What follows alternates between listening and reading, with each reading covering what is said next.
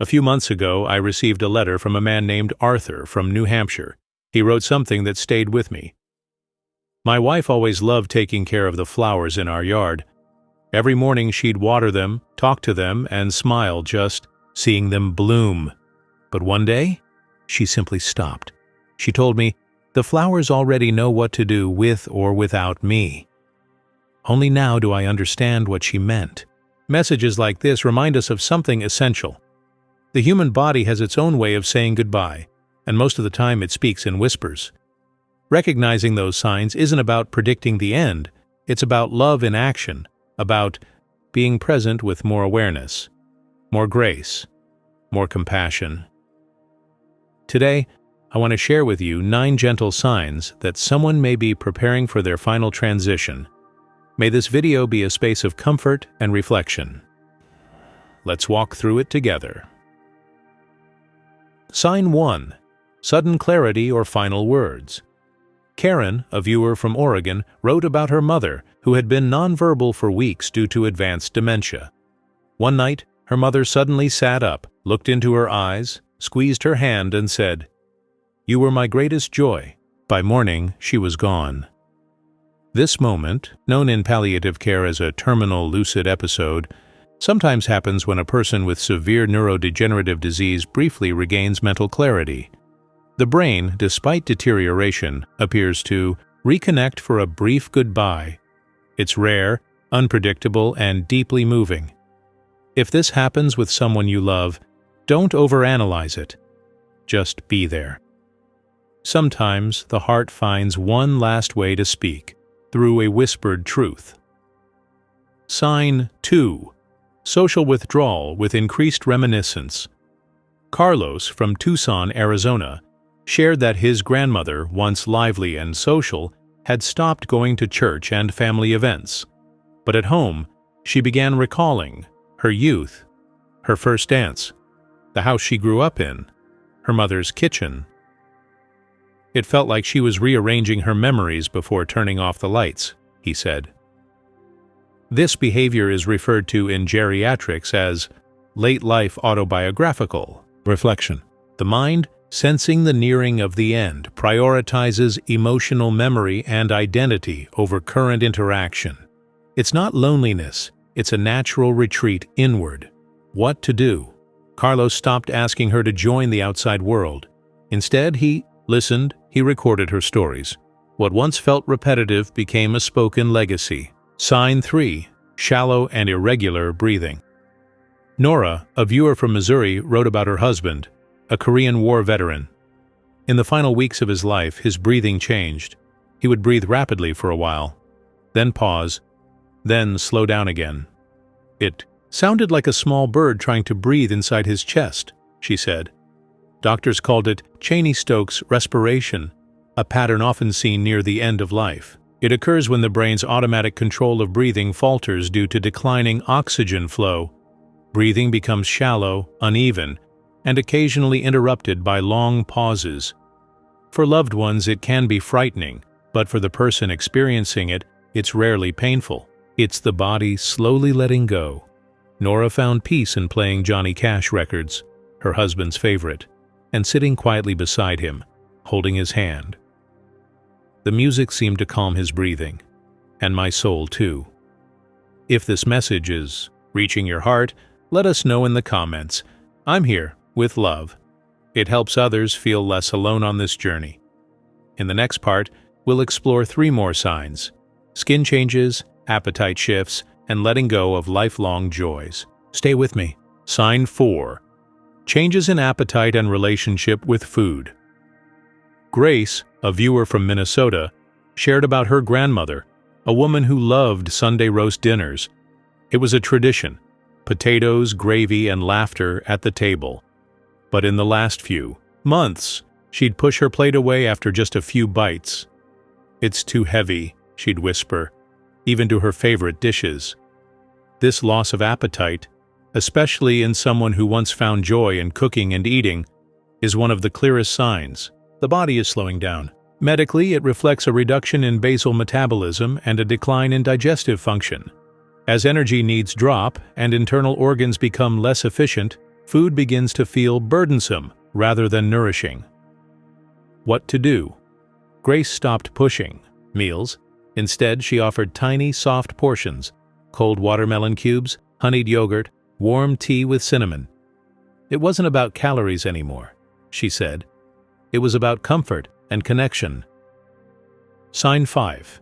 Changes in skin tone, pallor, or mottling. Margaret from Iowa wrote about her father, a lifelong farmer whose hands had been strong and sun-warmed for decades. But as his health declined, she noticed the skin on his hands turning pale, then purplish and patchy, like soft shadows dancing under the surface. This is known as mottling, or livedo reticularis, a common physical sign near the end of life. As the heart slows and circulation weakens, the body prioritizes blood flow to vital organs and less oxygen reaches the skin. While not painful, it's a visual cue that the body is entering its final phase.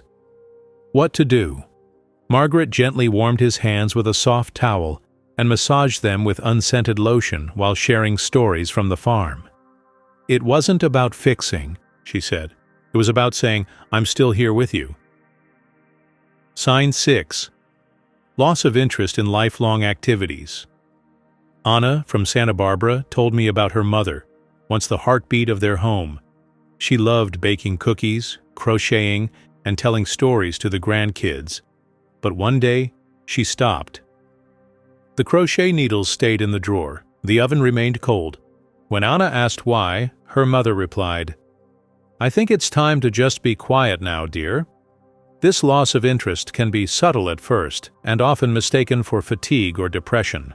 But it's frequently a gentle shift inward as the mind begins letting go of external stimulation. In palliative care, we call this progressive emotional and functional withdrawal.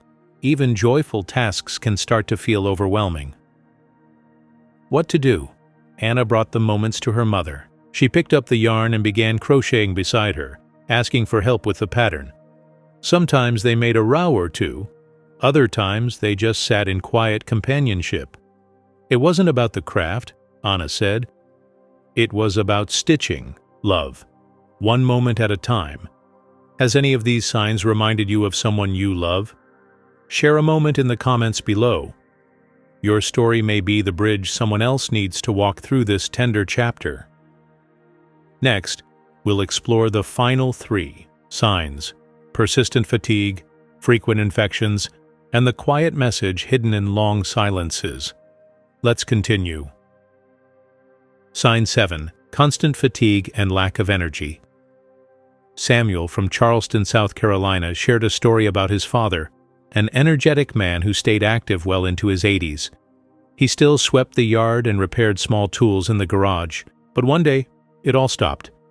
He began spending most of the day in his recliner, drifting in and out of naps. Even walking to the kitchen became a task that required rest stops. This deep, ongoing exhaustion, one that doesn't improve with rest, is a common late-life sign. The body begins conserving energy only for essential functions, like breathing and circulation.